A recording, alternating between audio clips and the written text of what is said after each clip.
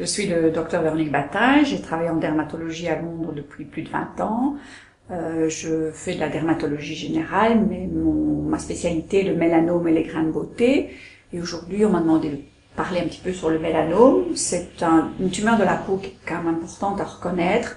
Heureusement, c'est pas un cancer qui est très commun, mais c'est un cancer qui doit être reconnu de façon précoce, parce que si on le laisse sur la peau pendant trop longtemps, il a quand même tendance à envahir assez vite.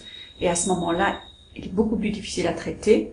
La plupart des mélanomes qu'on traite dans nos cliniques maintenant sont des mélanomes précoces, donc on les traite avec un petit peu de chirurgie, quelques points, et puis ils sont traités. Il n'y a pas besoin d'autres traitements après. Et c'est à ce stade-là qu'on aimerait bien diagnostiquer la plupart de nos cancers de la peau. Au point de vue des risques de mélanome, en général, les patients qui ont beaucoup de grains de beauté sont plus à risque. Et surtout des grains de beauté qui sont assez gros, donc c'est des grains de beauté qui peuvent avoir plus de 5 mm de diamètre, qui sont un petit peu irréguliers au point de vue couleur, et c'est des patients qui peuvent avoir des lésions assez nombreuses, autant que 100, 200, 300 grains de beauté, c'est regarder quand même à haut risque de mélanome, et à ce moment-là, il est important d'aller chez son généraliste et demander un check-up avec un dermatologue. Les autres facteurs de risque sont évidemment la peau claire. Si vous ne bronzez pas bien, vous avez une peau très blonde, avec des cheveux très blonds ou des cheveux roux, et que vous avez des taches de rousseur, et que votre réaction au soleil est très lente, enfin très faible, et que vous brûlez très vite au soleil, à ce moment-là, votre risque de mélanome est beaucoup plus élevé. Mais il est important aussi de reconnaître les signes précoces du mélanome. Alors, comment est-ce qu'un grain de beauté se présente quand il commence à changer?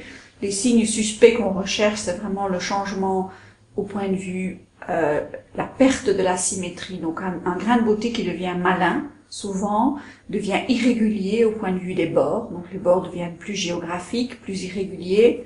Le centre de la lésion, au point de vue couleur, devient aussi plus irrégulier avec des couleurs brunes, noires, rouges, bleues, grises. Donc tout ce qui est irrégulier au point de vue pigment est regardé comme suspect. Et quand vous essayez mentalement de couper le grain de beauté en deux, souvent les deux parties sont assez asymétriques. Et la perte de la symétrie est vraiment un signe très important. Mais aussi la lésion change. Un mélanome est une lésion qui évolue avec le temps. Donc en semaines ou en mois, vous allez voir un grain de beauté qui va commencer à changer. Et ça, c'est très important à détecter. Si vous avez plein de grains de beauté, évidemment, c'est plus difficile. À ce moment-là, il faut peut-être un suivi, si vous avez surtout beaucoup de lésions sur le dos. Mais en général, souvent, ce sont les partenaires qui détectent ce genre de lésions. Si vous avez des antécédents familiaux de mélanome aussi, c'est important. Si un membre de la famille a eu un mélanome, il faut peut-être discuter avec votre généraliste le besoin d'avoir un check-up. S'il y a aussi beaucoup de cancers dans la famille, c'est un risque de mélanome, parce qu'on voit plus de mélanome dans les familles qui sont sujettes au cancer. Mais quand je dis sujettes au cancer, c'est beaucoup de cancers dans la famille, c'est seulement pas un ou deux cancers qui est assez commun.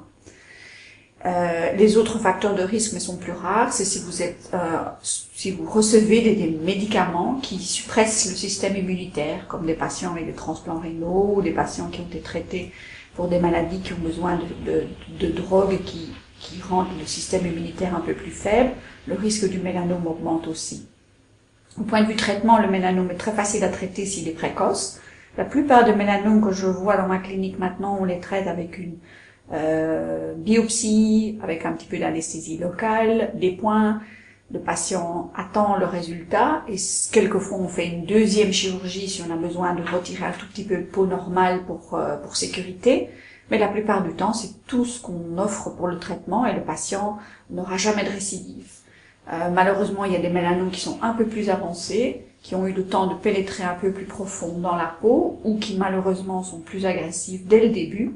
Et à ce moment-là, le mélanome peut se propager dans d'autres organes, souvent par le sang ou les lymphatiques. Et à ce moment-là, malheureusement, le mélanome est plus difficile à traiter.